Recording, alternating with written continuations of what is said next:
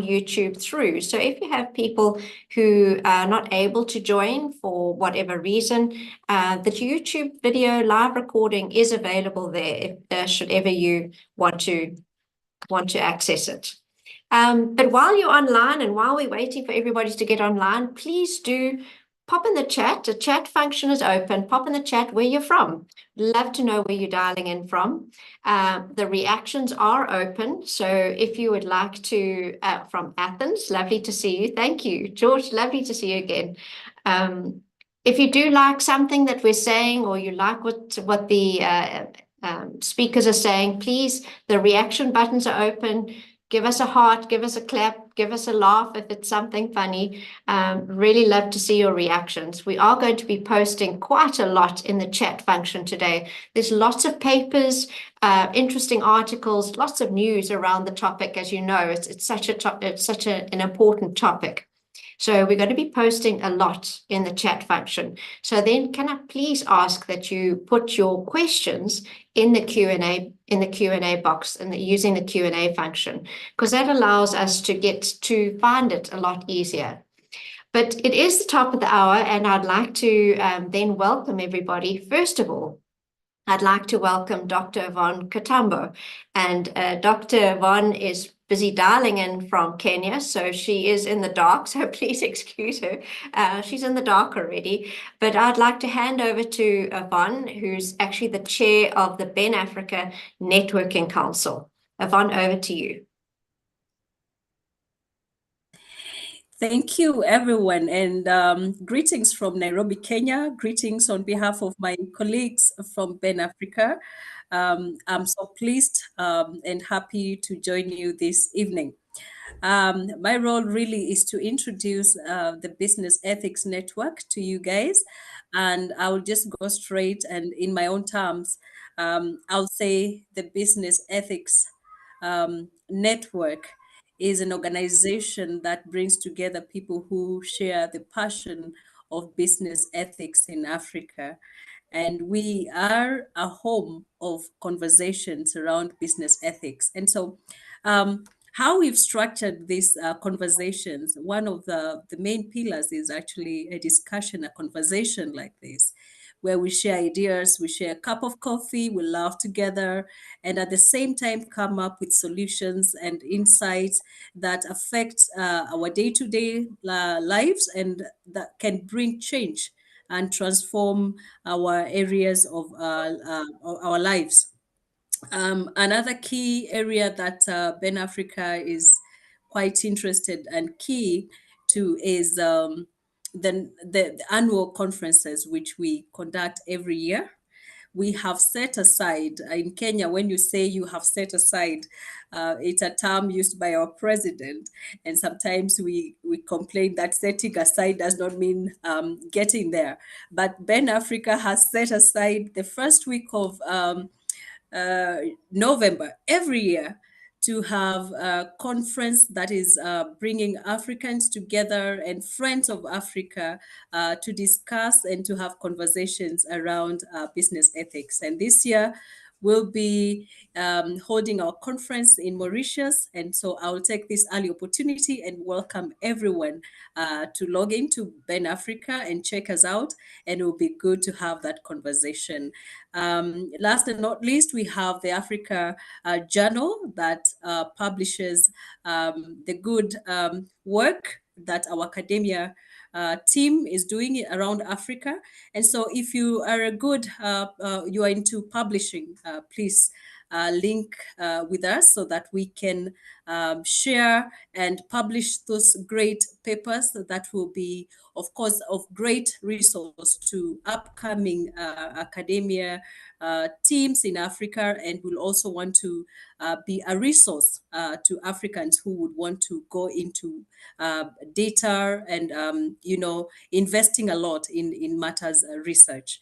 As I conclude, it will be good for me to say that Ben Africa took a key role in conducting the global survey, business ethics survey last year in 2024. And the outcome is out there. Please check us out.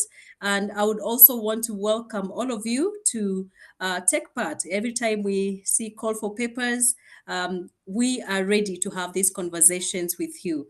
Thank you, Dr. Brian. I can see you, our president. A big shout out to you. My colleague, Ugi from Ben Africa. And once again, Caro, thank you so much for putting up such a wonderful and exciting session. We really look forward to an insightful session this evening. Thank you. Over to you. Thank you so much, Yvonne. And so I'd also like to welcome our speakers today. First of all, we have Professor Prosper Simbarashe Magushu.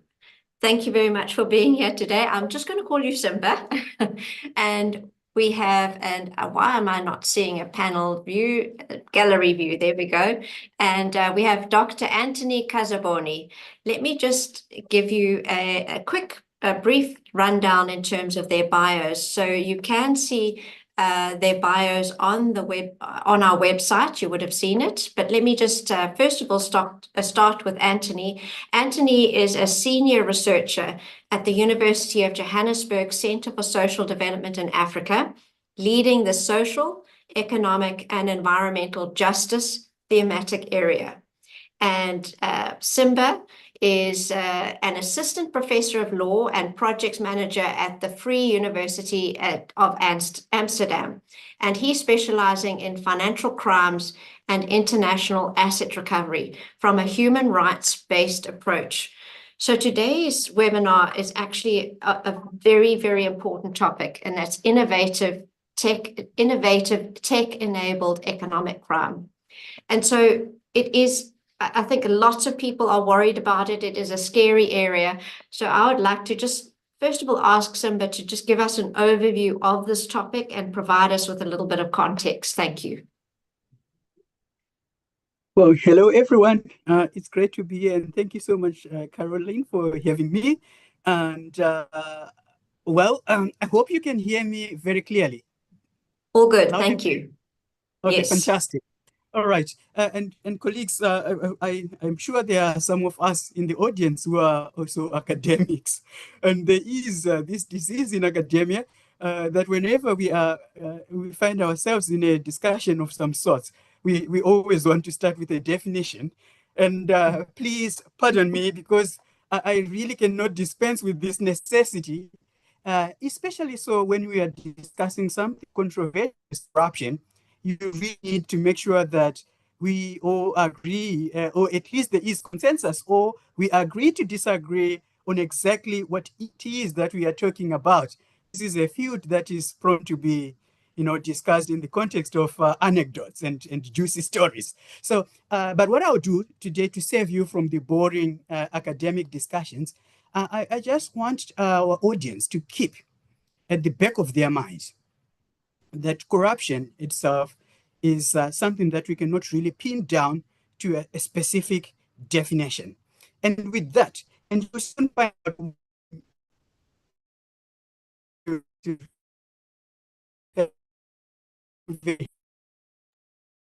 Simba, we're losing you.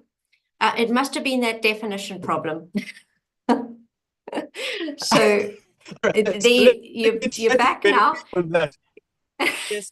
Can you just start with the definition again for us? Okay, now again. All right. So what? But sorry, just to interrupt, you're dialing in from Indonesia, aren't you? Indeed, I'm dialing in from Indonesia. I'm connecting from my mobile phone. So I'm really keeping my fingers crossed that you are going to have me throughout there. I'm going to be in and out. So we won't be offended if you turn your camera off if you are battling with bandwidth. Oh, so that if that's going to help, let me just do that. All right. And there we go. Fabulous. So please give us a definition. We're all on tender hooks now. All right.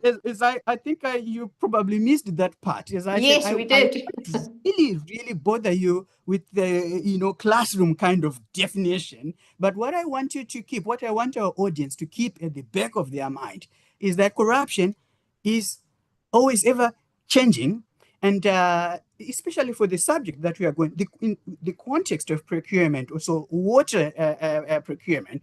So there is this misconception or its old-fashioned way of thinking that corruption always happens behind closed doors and drawn curtains.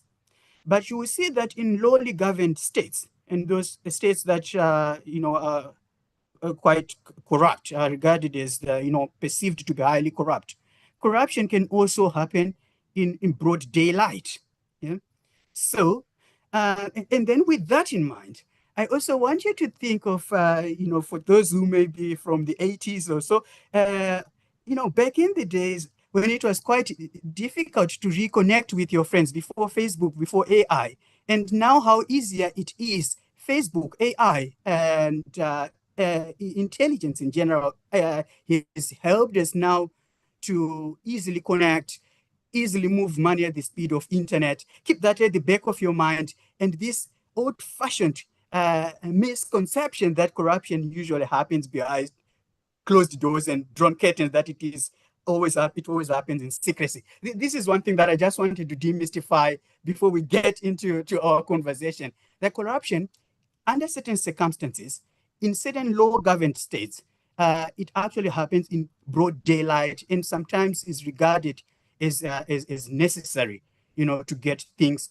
to happen, as the grease that wheels in that oils the wheels of industry and commerce. So that's just the part that I want our audience to keep at the back of their mind. But I'm not going to bother to bore you with classic definitions or to ask you to, what does corruption mean. So that was just the one thing that I wanted us to dispense with before we get into today's talk. Thank you, Carol, and also our audience for your patience. Thank you so much, Simba. And perhaps, Anthony, you'd like to add something to that. Yes, many thanks to the auditors, to the organizers of the event, and it's a fascinating topic. When I got the invitation, I didn't know where I'd start.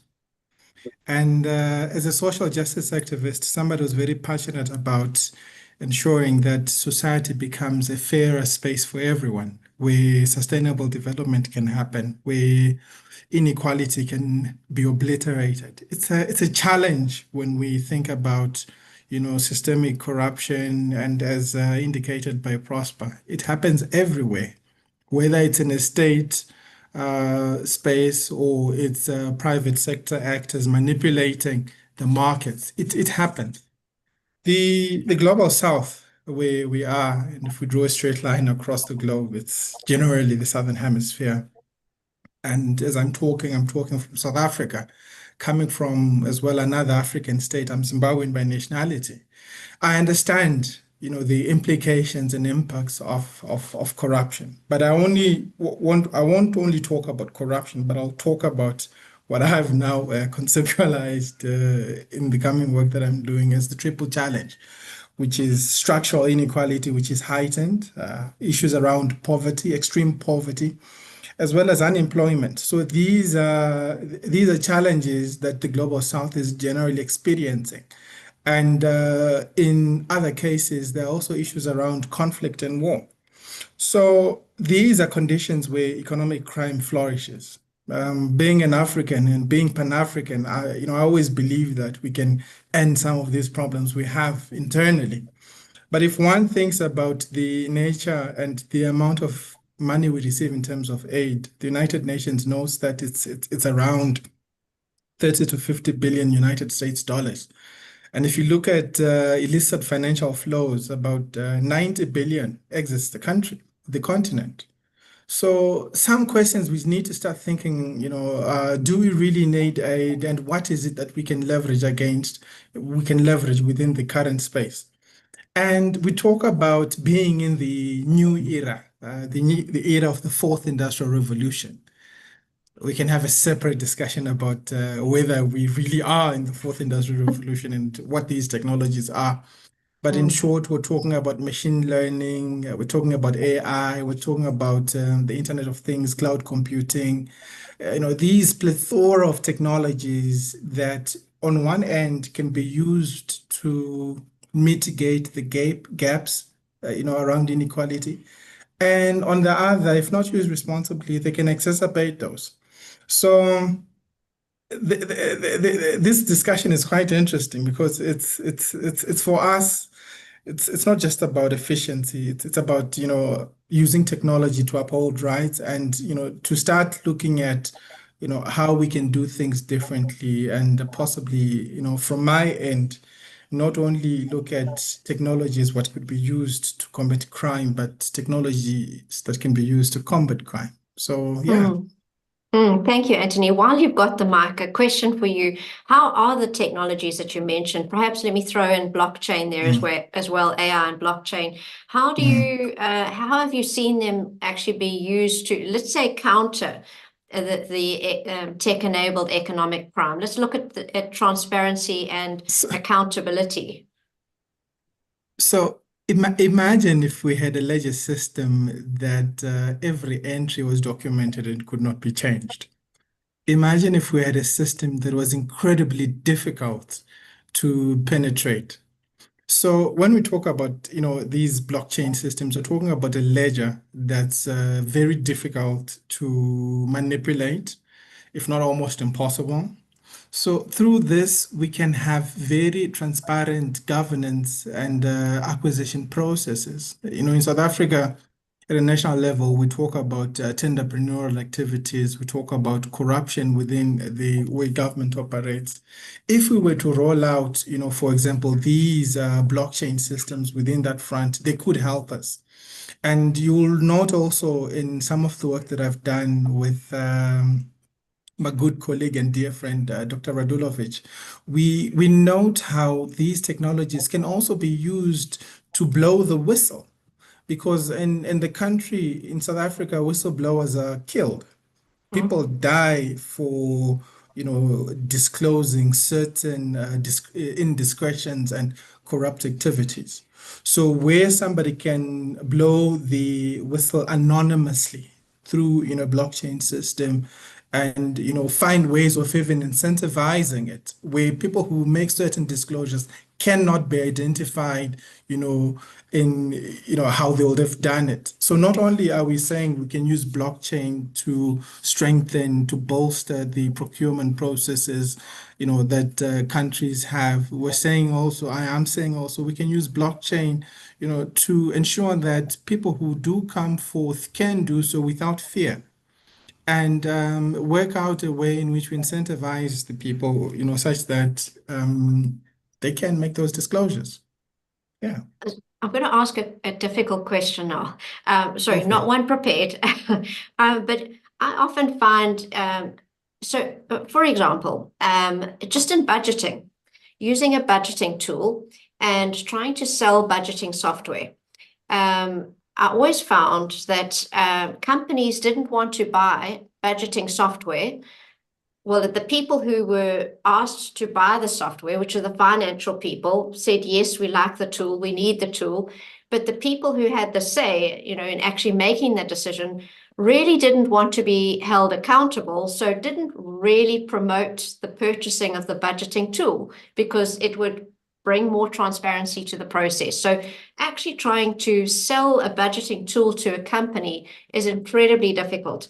Can you imagine now trying to get a blockchain scenario being sold into the government and the government then saying that this is the way we do procurement is with blockchain? Have you actually seen any instances where they have used a blockchain kind of solution? At a national level, no. But I'll talk more about the people involved in the decision-making processes. In South Africa, we experienced what was called state capture. I'm not sure what different countries call it. In some instances, people look at it as a normal. But this is when the state is exposed to outside influences and decisions made around around the operations of the state, driven by personal interest. And this was primarily through the Guptas. And the government, the state, through the public protector, would commission an inquiry into what happened, the Zondo Commission. During the height of state capture, the country lost 1.5 trillion rands. I understand that we may not know because we're talking from different countries, right? So you're thinking, okay, what does that mean? This is what it means. For a country with a population of just over 65 million, the annual budget of 2024 to 2025 was 220 billion. So this is about 6 times much. We lost 6 times our annual budget in a way we can't explain. That's a crisis. So if we're able, as a country, as countries, to ensure that we do have, through formal democratic processes, because the height of corruption is always when there are dictatorial tendencies and when there's, unscrupulous tendencies. And in the other way, in the other work, the other article I wrote again with Dr. Radulovic, we make a case of how, in our case, the government of national unity in South Africa, can find ways, speaking to policy, can find ways of ensuring that these processes and the adoption of human rights and ethical processes happens. So it's about ensuring that there is good governance. And good governance is very, very essential. And unfortunately, on the continent, we do have a leadership crisis that's dating back, for example, from my country of origin, 4 decades. And it doesn't obliterate, opportunities. There are always opportunities. And we now need to start having meaningful discussions, on various platforms and various groupings on how we can hold people accountable. And it starts by ensuring that, we have voices. Absolutely. Yeah, back to you. Thank you, Anthony. Okay, moving to Simba then, just on that point around using 4IR technologies like AI and blockchain, Simba, have you got any additions that you'd like to make to our discussion? Yes, thank you, Caro. I was listening very tentatively to my colleague, brother Anthony, and he challenged the audience to imagine, use their imagination, having robust systems in place. But I want to push them a little bit further and say, don't just imagine. Yeah, go and read your Bill of Rights, constitutions, the International Covenant on Civil and Political Rights. You're going to find out that there is a right, fundamental right to transparency and accountability. So these two are not privileges, mere privileges. These are duties that are owed to us by those in power, public office, but also by those who control multi-millions, those who are in business. They are also now supposed to comply with fundamental rights such as transparency and accountability. Now, to answer the question, how can we then harness and use AI to fight corruption? We should stop looking at corruption simply as a mere violation of criminal laws, because otherwise then the burden is simply on the law enforcement, the prosecutor to pursue, the corrupt guys and those of few scruples.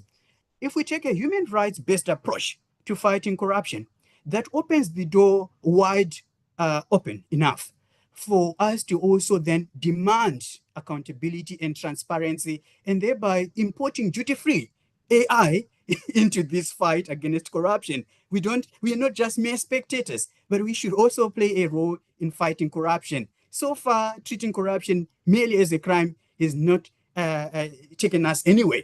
In fact, some countries are backsliding, more corrupt than they were a decade ago or so. That's just my small contribution on this point, but I think Anthony has done some justice to this. Yeah. And okay, let's swing it across then, while you've got the mic, let's swing it across then to the actual ways that criminals use and Simba, if I can keep you on the call, how do criminals use these emerging technologies to commit the economic crime? So we've spoken about the governments and trying to put the mechanisms in place from a anti-corruption mechanism, but how do criminals actually, how are they using it now? Yes, I really wish I knew, really, Caroline. Criminals, you see, the thing is, there are infinity, a number of ways in which criminals can use AR. Criminals they are always a step ahead. Innovative. Good guys, yeah, in fighting corruption. But what I know quite certainly,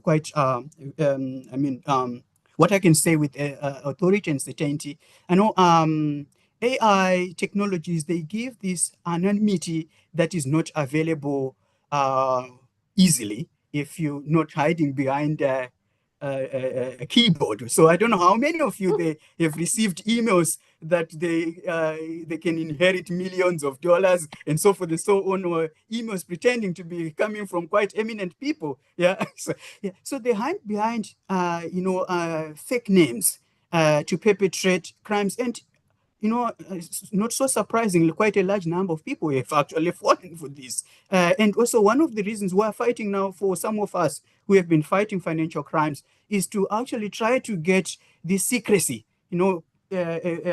pierce that veil of secrecy that even certain countries, financial institutions, they still protecting jealously, guiding jealously. So anonymity is another number one enemy when it comes to fighting crime, because you don't know who is behind this shell company, who is behind even this legitimate company. Criminals also sometimes diversify into legitimate businesses.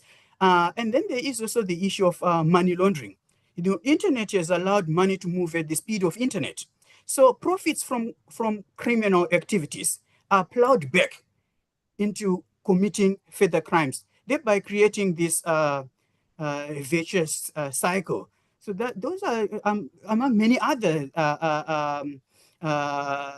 different areas in which criminals have been using technology to further perpetrating their criminal activities. But honestly, there are endless ways in which criminals have been using AI and technology to perpetrate crime. So therefore, it's very important to note that this is a double-edged sword. Yeah, so it can also have both negative and positive effect when it comes to the fight against corruption.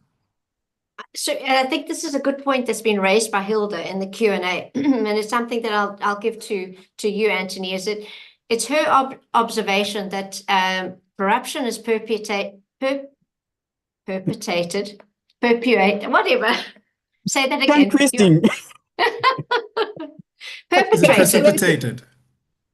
Perpetrated, I think is what, okay, by the educated elite who have access to the systems and power as opposed to the less privileged and unemployed. That's quite a significant statement. I'm not sure if that's correct. Do you have anything to say on that? And because it talks about, you have, Simba, but let's just ask Anthony first.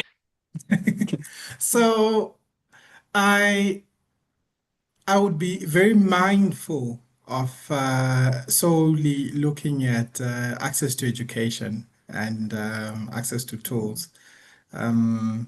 I think it's an access to some form of resource, and this might not necessarily be education. So looking again at technologies that can be manipulated to perpetuate crime, bringing it back to what Simba said, blockchain, because it's untraceable, you have vast amounts of money and wealth being moved in cryptocurrency, right? They're being moved. Yes, And, yes. We've gotten to a stage where there are deep fakes, voice cloning, and, give you a classical example. The image behind me is Anthony the Prince, the African prince who's got a pet lion, Simba, no offense, and his name is Simba. So overnight, with these technologies, we're now surviving in a world where reality in itself and authenticity can be questioned. What is real? I saw a video of Anthony talking. Is this Anthony? Is it me? It looks like you. So it looks like me, and that is it. So again, when we look at, these advanced technology, there is an aspect of people possessing certain skills, hacking into systems, defrauding, whether it's a bank or these public utility companies with an enormous amount of wealth. Yes, these things are happening. Yeah. Thank you. Simba, was you dying to add to that? Yes, really, because I remember I was at pains in the beginning. I felt also a little bit stupid trying to first define what corruption is. Yeah, so now it comes to hand. So I think there was a general statement made there that corruption is what perpetrated by those top drawer criminals. Those are the where decisions are made. But again, that's why it's very important that when we talk about a subject such as corruption, we need to distinguish it, at least try to unpack it and declassify, categorize it. Yeah. So, again, I don't want to get too technical, but we have grant corruption. Yeah. Grant corruption involving lots of money. Yeah. This happens where decisions are made. So when we look in the context of water procurement, what in many other countries, to the best of my knowledge, except the United States, I think in most countries, this is a public utility. It's the government that provides clean water. It's now a fundamental right since 2010. We now have the right to water, clean water. We didn't have a right to clean water until 2010. Thank God we now have it. But my point is this: at the point where decisions are made, this is where grant corruption occurs. So these are the guys who decides who gets the contract to supply water, to clean water, and so forth. And it happened. I wanted to avoid naming and shaming, but in Zimbabwe in 2008, there was corruption in the government at the top level, grant corruption. The minister then ended up awarding this contract to his cronies, who did not know nothing about cleaning and purifying water. And as a result, direct result of this corruption, of this scandal, water wasn't cleaned properly, and there was an outbreak of cholera, which killed more than 2,000 people and made hundreds of thousands others to fall sick. So this is corruption at the grant level. But we also have, those guys who are at meeting the public at the administrative level. So this is administrative corruption, also sometimes called petty corruption. But this is also very important. We have this guy who be in a village somewhere, and this is the guy who is responsible to open or close the water tap. And he can sometimes get corrupted. For many reasons. Sometimes he hasn't received any salary in the past 3 months or so. Yeah. It's a powerful position. Yes, so that puts him in a powerful position, whereby he can now decide who gets to get access to water first. Yeah. That's petty corruption, but that's still very important, and also can cause some serious damage. Imagine he does not give access to an old lady who doesn't have enough to bribe, even have 50 cents or $1 to bribe this guy. So corruption, we have to distinguish it, different level where it is committed, even within this context of in the water sector, procurement, or provision. Yeah. So there's grant corruption, there's petty corruption. Why it's important that we distinguish it into these different categories is because then the solutions that we should offer are also quite different. For grant corruption, basically, even if you improve the salaries, these are people who are already rich by any standards. And they are greedy, they are committing crimes because they are greedy, or they are beholden to a system that put them in place. So different solutions are needed to curb this kind of corruption. And in some cases, just giving this small or little village officer his salaries at appropriate time and adequate enough for him to live a decent life will also curb these corrupt tendencies. Yeah. Yes.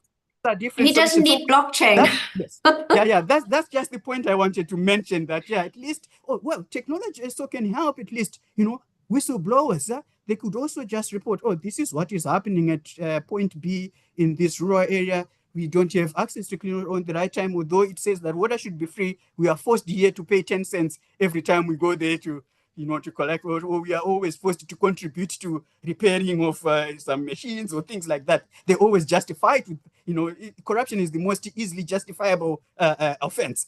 Yeah. So, but the point I'm trying to emphasize here is that we need to look at corruption, to look at it from its different classification, so that we can offer appropriate solutions.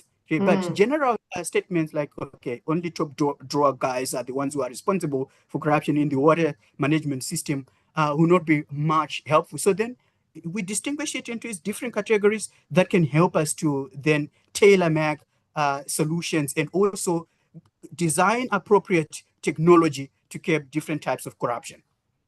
That's so important. I think it just reminds me of the working in information security. Information really has to be classified because you don't want the top tier security systems at X million rand dollars to protect it if it's not confidential information, if you can access it publicly. So it's important to have the right tools and apply the right appropriate technologies and appropriate expenses to deal with the different levels of information security. And you're saying it's the same is true here, is that you really need to use you need to classify your economic crime first. And I think that's really important. There's lots of, getting lots of questions is great. If I can just ask everybody online, if you can just up arrow the ones that you would like is most important to be asked. Otherwise, I'm just going to go sequentially through them. And here's one from Kerry Anthony that you're online. Is industry at a social level better able to address crime and corruption than governments? Perhaps because governments are too encumbered by politics. Do you think that the industry or the private sector is better able to combat corruption? So I don't think that's entirely correct. I think what we need to look at and reflect on are the spaces in which corruption happens. There's a misconception that South Africa has become rampantly and abundantly corrupt in the post-apartheid era, which actually isn't correct. We need to understand that corruption is also there in the private sector. So beyond establishing which sectors corruption has taken over and where it's more corrupt, I think there's a bigger call for us as people to reflect on our humanity. It's worrying for me that, state officials, for example, swear to abide by the Batopeli principles. And, it's even worrying for me that have called for this event to discuss how to, understand economic crime and how to leverage technology to combat it, because people aren't just being responsible. So beyond the tools that we have, it's more around us now starting to reimagine, what humanity is, getting back to the basics and asking ourselves to conform and abide by, just decent principles and humanity. In South Africa, we talk about Ubuntu. In Zimbabwe, we talk about Uni. So where is all of this? Why is it that we're having these discussions? So there's a moral bankruptcy, and this is what's now prevalent. It's now about who has money, where's the conspicuous consumption, how do I look? So I think the call should be inward. What is it that we need to do things different? Before we go spending millions on solutions. And I guess it's a bit like taking medication to address the symptoms and you're not looking at the root cause. Interesting, I watched dare I say it, a video on Instagram, really about the Chinese government talking about their major shift from being kind of a developing economy, a third world environment, and raising the community up into a first world environment. And they were saying the one thing was the infrastructure and making sure that the infrastructure was able to translate from or migrate from being third world infrastructure into a first world kind of infrastructure. But far more difficult was it to bring and to instill a first world culture in the people, as opposed to in the communities, as opposed to a third world culture. And they just used examples such as littering, urinating in stairwells, buildings and squatting in buildings and things like that. And it's, that broken window syndrome. It's actually trying to shift the culture from one of being a third world culture into more of a first world culture. But before I take any more questions, I'd like to just, Simba, now that I'm seeing you online, here's one is really about a question on cross sector collaboration. Government, business, civil society playing an ethical role in ethical use of technology, and I guess in terms of this webinar, the ethical use of technology to combat economic crime. Can you maybe just give us some insight into that? Oh, yeah. Thank you again, Caroline, for this good question. So again, from a human rights-based approach, fighting corruption, we also need to be ethical in our fight. Corruption is also one crime that can easily be politicized. Yeah. So there is in most, again, lowly governed states and those highly perceived corrupt societies, there is corruption of anti-corruption, where you see anti-corruption mechanisms such as courts, captured courts, being used to go against political opponents, anti-corruption commissions, anti-corruption laws being twisted in a way to make those who are now out of favor of those in power in pursuing them. So we need to be very ethical in fighting corruption. So the answer again here is in any other issues that I've highlighted, or the other issues I've highlighted earlier. Should be addressed from a human rights based approach. We have procedures under international human rights law that can be employed to deal or address crimes in our societies. Yeah, so we should follow due processes of law. Yeah? So this means we should afford those are suspected or accused of perpetrating any criminal activities, including corruption, a fair chance to also, get representation and also tell the other side of the story. Yeah, not just jailing them without any option or to appear or to be heard. Something that we have seen happening. And also that's, you see that in many countries, former presidents or presidents are, if sitting presidents, heads of state, they are removed under the guise of fighting corruption. And then a few months later, corruption even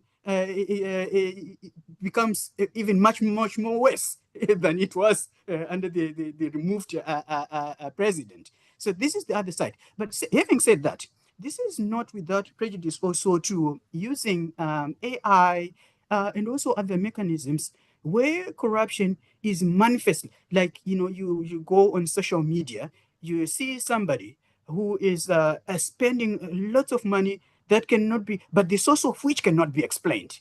That's why we have also under international law, international treaties such as the United Nations Convention Against Corruption. It also makes it an option to allow states to also allow under certain circumstances, a shift from the traditional human rights approach that only the state should prove an accused person beyond a reasonable doubt that they have committed corruption.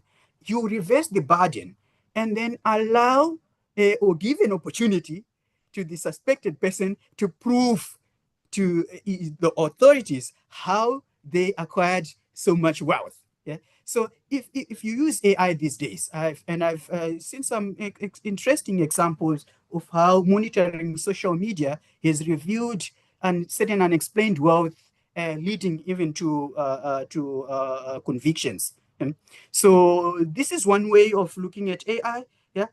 First of all, you need, in terms of ethics, I would say go straight ahead and just employ, respect the rights also of the accused people, even when designing and also implementing technology in the fight against corruption, because it's easy to instrumentalize or corrupt anti-corruption mechanisms. And then I don't want to pretend, and then I'll shut up. I don't want to pretend like I know everything on this point. There are also some areas where I still have questions, and I would also want to ask the audience. I see they are quite active in the chat. What do you think of leaks? Yeah, it's very difficult, for instance, to find out some of this information. If you have ever heard about the Panama leaks, Luanda leaks, and several others, they have reviewed so much. Thousands of documents have been reviewed in a short time. probably, and I guess using technology. But this information cannot be used in a court of law if we are to use the human rights-based approach, because this has been acquired illegally, hacking into computers of the bad guys. Of course, it can be used in the court of public opinion, but I want to ask, so all those who have been, after the Panama Papers, even the law firm itself was acquitted on a technicality. The evidence cannot be used because it was acquired illegally. So in this case, I also want to give back this to the audience. I cannot pretend to know everything. What do you think we should do in such a case where we have now this fight between the right to privacy or freedom from surveillance?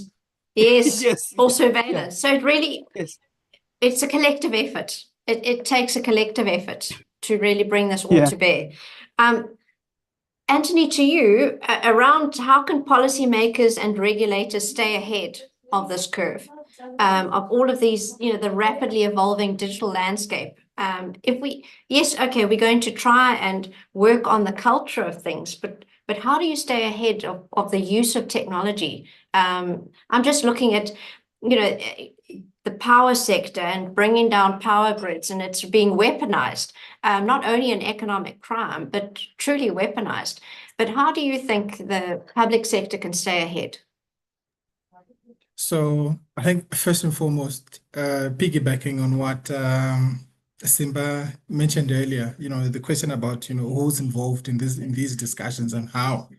What I like about South Africa is that there's a very vibrant civil society, and this acts as a watchdog. So a lot of these revelations that have come up around, poor administration, corruption, and etc., they've been through, CSOs and, their activities.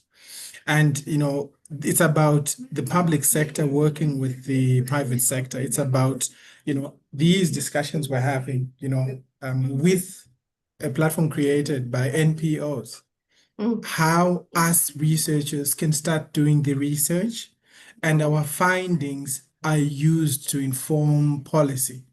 And the biggest disjuncture we have as researchers is that the kind of work we do ultimately ends up shelved in a library. Then it used to be, in physical form where it gathers dust. But now they're shelved in these clouds and no one reads them. Why is it being shelved? Well, policymakers don't consult. And when we do have discussions with them, our recommendations aren't considered at all. So, classical example is, issues around, which is also linked to the work that I do. What explains the health crisis in South Africa? If you ask any lay, the reason is, there's, there are undocumented migrants who are burdening the system. But a closer inspection will show you, all of these issues around poor administration, shortage of skills that has to do with, that's linked to higher education. The, poor outcomes, poor numbers of doctors coming in, the doctor-patient ratio in South Africa is astronomical. It's got, the failing healthcare system or poor service delivery has got nothing to do with immigrants, for example. But that's not just South Africa. We heard recently now in the UK blaming the boat people for the NHS system. Same thing. Yeah. So it's this scapegoating that's existing. It's this ignoring of empirical research. It's the work that's being done that's not being considered. So there needs to be more discussions around what we're doing. And instead of, Simba and Anthony having this discussion, let's have state stakeholders, let's have government. Let's ask them, why is it that, Eskom is in crisis? Why is it that, according to the Auditor General's reports, a significant number of municipalities, don't have clean audits? Where is the money? Where is the money? So we need to have those questions. Absolutely. And it's something at the Good Governance Academy we're very aware of. So that's why we've launched the Journal on Advances in Corporate Governance, not so much just corporate governance, but it's around critical business issues. And the reason why we've done that is to bring academia together with practitioners. But I must tell you that the practitioners that have tried to submit editorial papers to the journal, it's been really problematic for them to do all the checks and balances required for submitting a paper to a journal. So it's prohibitive on both sides. On the one side, we have the public at large consuming content that's really easy to consume, in sound bites. We don't even read news articles anymore. We look at the top 3 bullet points, right? And on the other side, academia making it really difficult for the Joe public to actually access and to read and to be able to interpret that learning. So I just want to take Annette's question here. If it's so difficult now, Annette is saying, would the presenters, I'm going to turn to you, Simba, support self-regulation by tech companies? In other words, allow tech companies to put their own guardrails on. And I guess we're talking big tech, Google, Amazon, Facebook, Meta, or perhaps something more hybrid that involves tech, local communities, and government agencies. And in terms of reining in economic crime online, who has the skills and capacities to respond? Yeah. Yeah, thank you. Also, it's the tech companies, isn't it? Yeah, it is. Yeah, well, difficult question, but of course, sometimes I also believe the best gamekeeper is a reformed poacher. Yeah. Yes, but it's at the moment, at this juncture in time, it is quite challenging to think of who are the reformed gamekeepers in the tech industry. They are all fighting hard to become the next trillion-dollar companies. Yeah, they are more focused on profits, maximizing on their profits, and that leaves us with no choice. Instead of being mere spectators and climbing, going on social media and all that, we should also now be responsible for policing, and we are also gatekeepers, beginning with professionals. Yeah, before we even move on to other members of the community, let's look at the professionals, so-called gatekeepers, who are working in tandem with these phony capitalists and crooked politicians. Yeah, we now have 3 sectors. We have the public sector, we have the private sector, we have the criminal sector as well. So we now need to, so we need, I think there's a little bit feedback. Sorry, I got. That's absolutely fine. I can't believe it. That's brilliant what you said, the private, public, and criminal sectors. Brilliant. Yeah, I think that's a great, just partitioning up what we're facing. Yeah, so many voices would also help to then fight corruption. Sorry, I just lost my track. But yeah, many voices, a multi-pronged approach to fighting corruption would be the best way forward. And again, I hope you are not tired of hearing the same phrase over and over again. That now let's not just looking at corruption merely as a violation of criminal laws, but also put a human face to it. Back in Zimbabwe, in other countries, you'd hear that, $4 million is missing from the treasury, but your money is still in your account.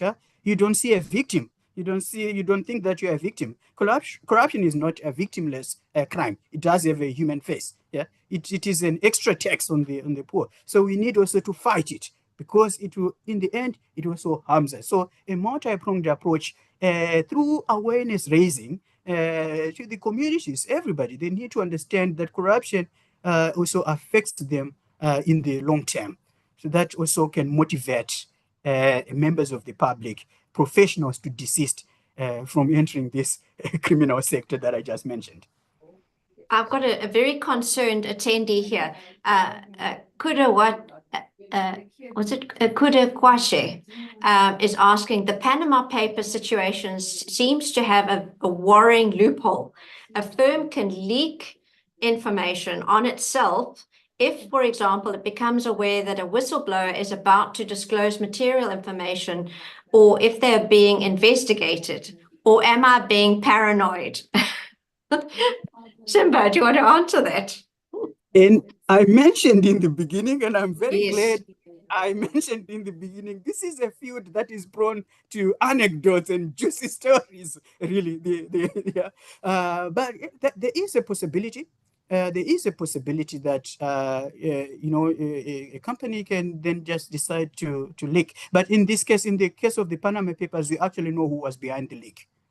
So it was a consortium of investigators, investigative journalists, who helped to publish this information that would otherwise have remained Undisclosed. yes, undisclosed. Yeah. But nonetheless, there is a possibility that criminals can also try to rig. But yeah, well, I think there's the answer. Thank you, thank you. I know we're running out of time, so I would like to get last points from both of you. But if I can just summarize what's come through from me, is the first G whiz for me was actually you need to classify the different levels of economic crime and not take a hammer and think all of your problems are nails. You need to classify them and use appropriate tools for the different types of economic crime that you are faced with. So that, I think, was a big one for me. The addressing culture certainly comes through, is that, and it also doesn't matter what tools, who has what tools. If the culture is incorrect, then you're going to be using your tools, even if it is an email about a Nigerian prince that wants to leave you lots of money, or it's very sophisticated hacking, and phishing attacks on your systems. It could just be an email system, or it could be some sophisticated software that's actually, doing, penetrating your systems. So it doesn't matter what technologies you have or how much education you have. It's the culture that sits behind it and the ethics of it. Are there any, and I know I've got a couple of other points, but let me just ask you, Simba, is there any last words you'd like to have just to add to that in terms of what would you like to leave people with? Well, that's very philosophical one, really. It is. Well, yeah, Or I'll leave you for a minute. Let's go to Anthony then. So if we I got it, really. Yeah. So yeah, fighting corruption, as you see, I think those who are probably familiar with this, there's only one way. Every January we get this Transparency International corruption perceptions index, perceptions, not real corruption, but we hear that Somalia, usually it's Somalia and North Korea, perceived to be the most corrupt states beyond any redemption. Then we have the Nordic countries on top as the cleanest, that they don't need anything. Yeah, they're fine. But the point I want to make here is that we see, if you are now observing, you go deeper to a more observant reader, you notice that in the past few years, especially since 2020, when we had the pandemic, even those traditionally stronghold countries, they are also backsliding. Yeah. So, which means everything that we have been using to fight corruption has not been working. Yeah. All the treaties, all these other domestic codes, etc., they are not working. We really need to come up with something innovative, something new. Let's take the fight against corruption from the domestic plan to the international plan. Let's support international mechanisms to fight corruption. And also, unfortunately, I can quickly put the link in the chat. Thank you. Let's support the creation of this international anti-corruption court that will take the fight against corruption from those who are in power and corrupt and don't want any forms of accountability, to a space where that is neutral, that will probably be able to deal with corruption in a neutral way and more effective way. So this is my last point. Support the International Anti-Corruption Court. And I'm going to put the link. straight away. Thank you so much, Simba. So, I mean, it's as you said, it's a collective effort. And although we have got mechanisms like Anthony mentioned, the whistleblowing mechanisms to, promote transparency and anonymity for whistleblowers and these protected disclosures, and we have blockchain for procurement, we have got the means to do this and to use these technologies. Do we actually have the will to use it? And that's what you're saying, is that the very organizations that are doing the purchasing of those systems are not necessarily wanting to purchase the systems and implement the systems that are self-regulating. So that's another point that we have there. Thank you for that. Anthony, from your side, any last points you'd like to leave with people? One, we need to change the things we do at home. I took it upon myself to not pay chocho or to buy a cold drink to traffic officers. I will not circumvent a process for my own end.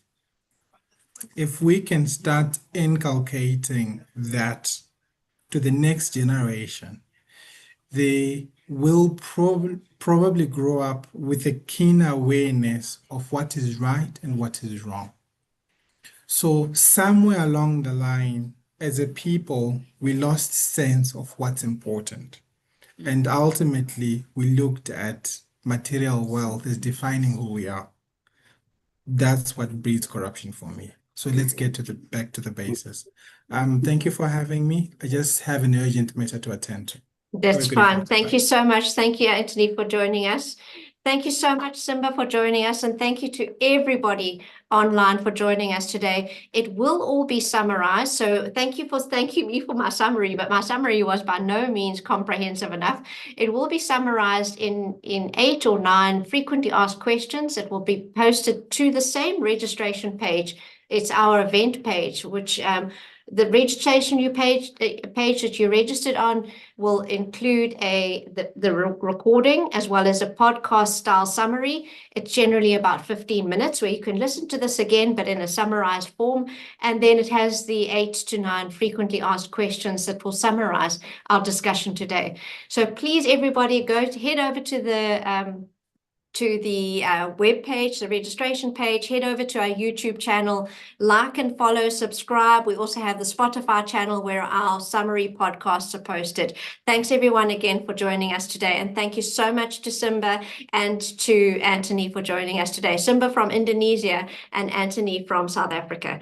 Thank you so much, everybody, and have a good week.